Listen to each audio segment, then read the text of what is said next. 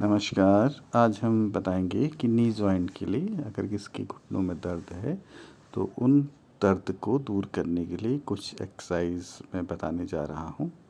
इस बात का ध्यान रखिए कि जो एक्सरसाइज बताई गई हैं वो अपनी क्षमता के अनुसार करिएगा। थोड़ी देर आप वार्म अप हो लीजिए, उसके बाद ही एक्सरसाइज करने का प्रयास करें।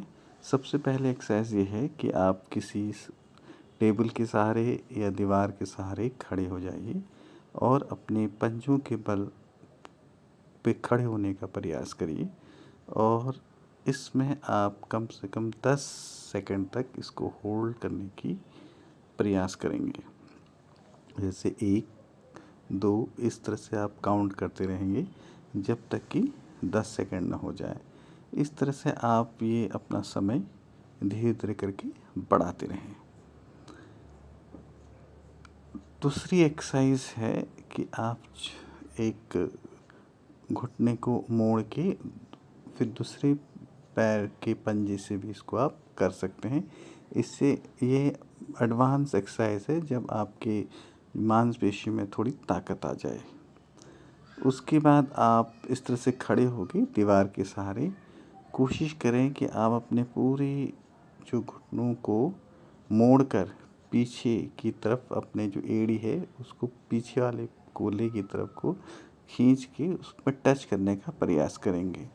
शुरुआती दौर में जो लोग मोटे हैं, जिनके घुटनों में दर्द रहती है, आर्थराइटिस है, उनको शुरुआत के टाइम पे ये कर पाना मुश्किल होगा, मगर अगर वह धीरे धीरे प्रयास करते रहेंगे तो इसमें उनको अवश्य ही कामयाबी मिलेगी। ध्यान रखें कि जो भी एक्सरसाइज आपको बताई जा रही है वो अपनी क्षमता के अनुसार करें। अगर आपको ज़्यादा दिक्कत हो रही है तो आप चिकित्सक की मदद ले सकते हैं।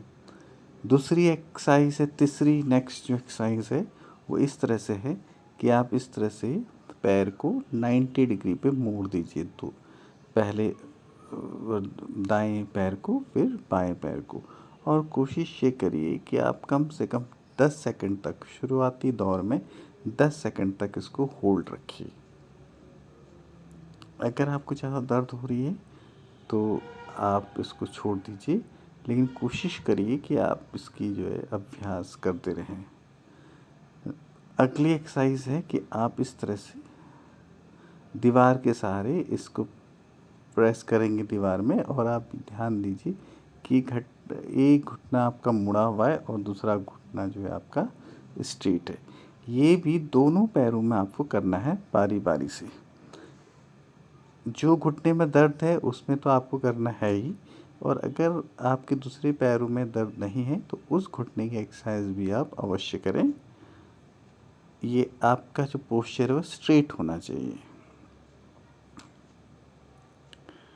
और अगली एक्सरसाइज सिंपल सी है, आप किसी चेयर में बैठ जाइए और चेयर में बैठने के बाद आप इस तरह से पैरों